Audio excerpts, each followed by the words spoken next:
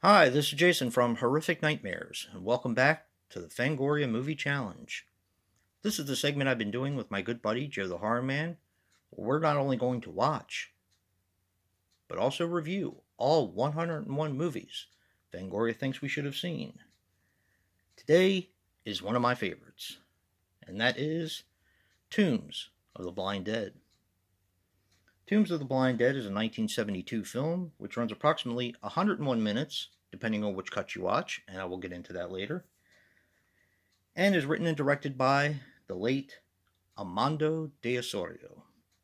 Now, he passed away on January 13th, 2001, at the age of 82.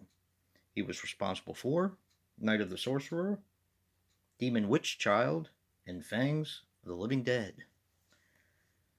Now, this stars Lone Fleming as Betty Turner. She was in Vampires, Sexy Cat, and The Fourth Victim.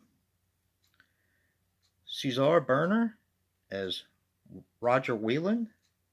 He was in Green Inferno, the original, not the new one. Man Called Noon, and Last Chance. And Maria Elena Ripon as Virginia White.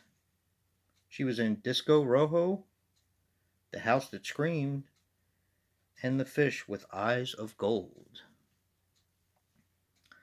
Now, there are actually 4 different cuts of this movie. This one includes 2 cuts. It has the theatrical cut, which runs 83 minutes, and the Spanish version, which Joe and I watched, which is 101 minutes. That's the one we watched. Now, from what I am to understand, Synapse is bringing out a Blu-ray sometime soon that's actually going to have 3 cuts of the film. So that should be pretty interesting.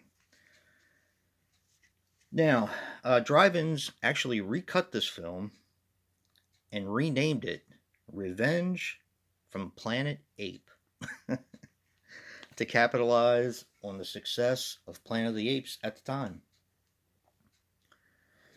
Okay, now, in order to understand Tombs of the Blind Dead, you kind of need to know what we're dealing with here.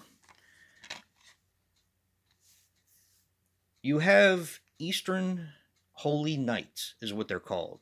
They're actually Templar Knights, but I guess they couldn't call them Templar Knights because of the whole religion thing. So you have Eastern Holy Knights who split off after their missions and started worshiping the devil and the black arts and the occult and performing strange rituals. Now, of course, these knights ended up being rounded up by the town in this movie, hung, and their eyes were plucked out by crows, I believe. In the second movie, it's more like the townspeople rounded them up and they burned them alive and burned their eyes out so they couldn't find the town in order to have their revenge. Now, they also couldn't use the cross, I'm sure, because of religious reasons. So it is said that they adopted the Ankh symbol when they started performing their rituals.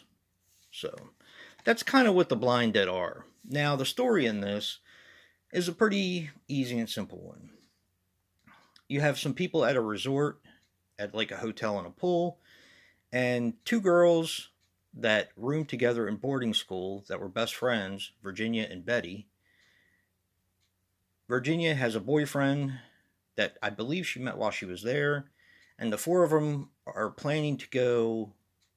It's 2 couples. They're planning to go to another hotel and resort the next day.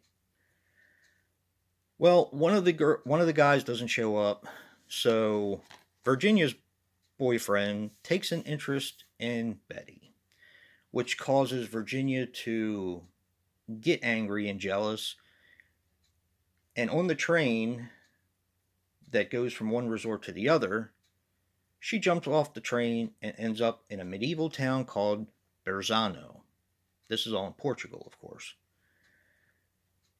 Now, Berzano is where the blind dead have been laid to rest.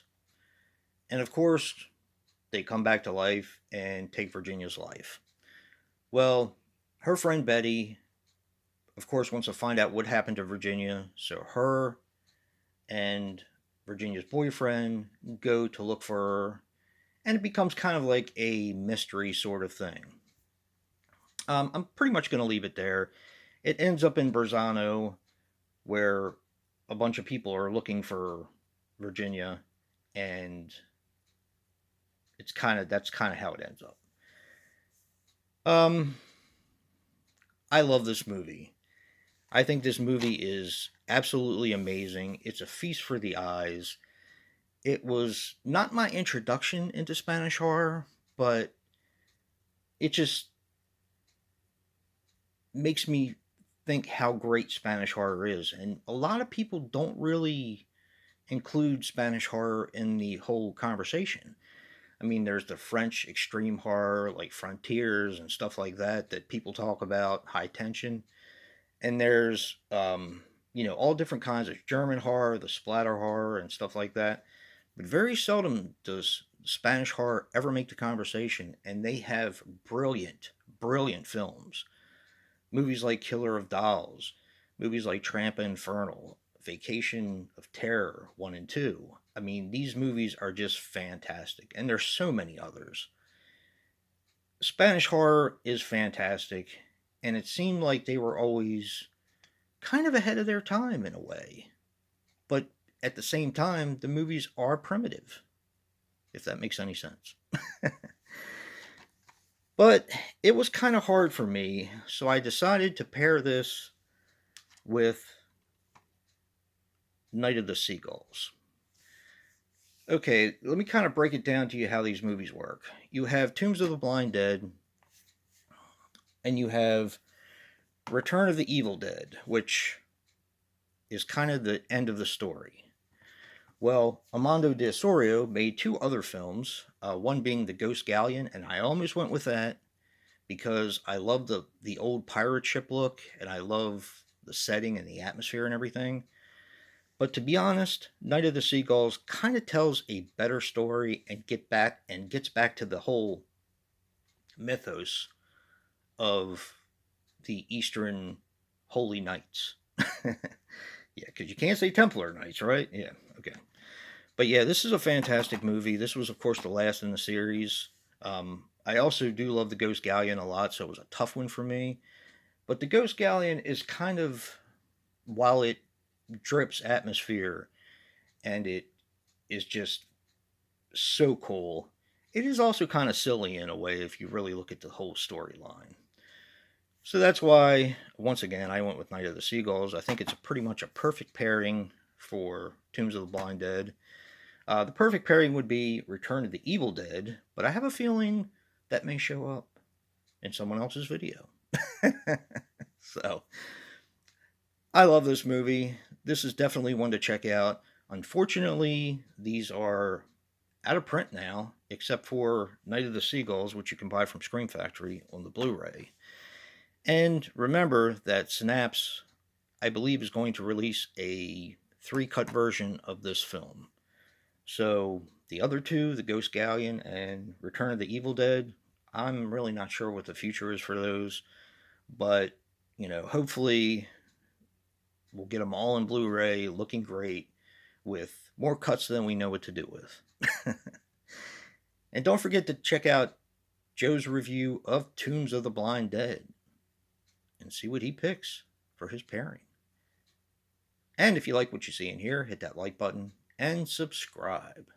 And until next time, peace.